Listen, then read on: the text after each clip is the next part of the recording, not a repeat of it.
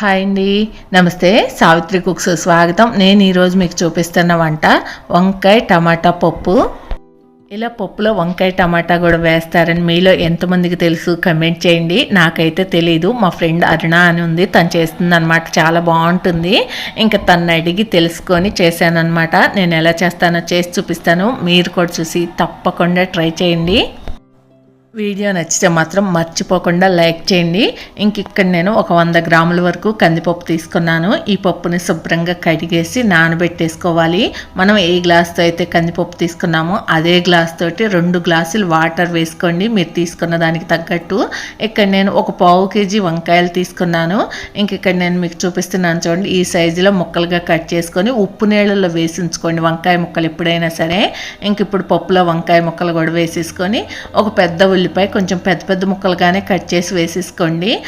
2-3 పచ్చిమిర్చి కూడా ఇలా చీలికలు చేసుకొని వేసుకోవాలి. 2 పెద్ద టమాటాలు తీసుకొని అవి కూడా పొడవుగా పెద్దగా ముక్కలుగా కట్ చేసి వేసుకోండి. 2 రెమ్మలు కరివేపాకు కూడా వేసుకోండి. అలాగే రుచికి సరిపడా ఉప్పు, 1/2 టీ స్పూన్ పసుపు, రుచికి సరిపడా కారం వేసేసుకోవాలి.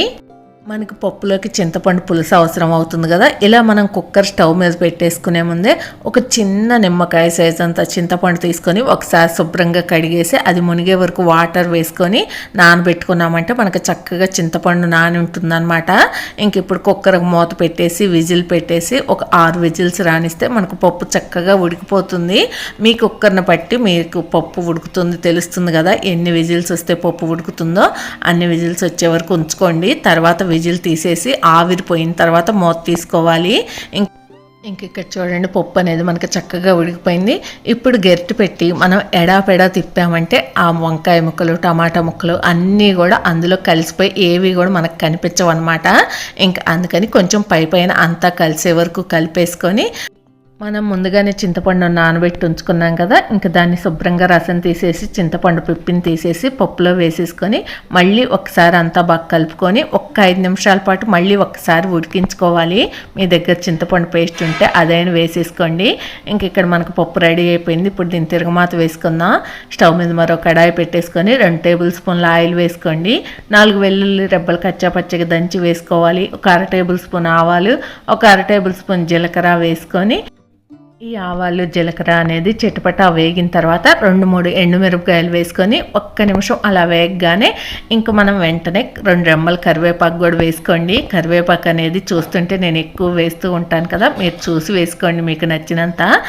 లాస్ట్లో ఇంగువ కూడా వేసేసుకొని ఈ తిరగమాతన పప్పులో వేసి కలిపేసుకొని ఒక్కసారి ఉప్పు చూసుకోండి. ఉప్పు కానీ కారం కానీ ఏమైనా తక్కువైతే కొంచెం వేసి కలుపుకోండి.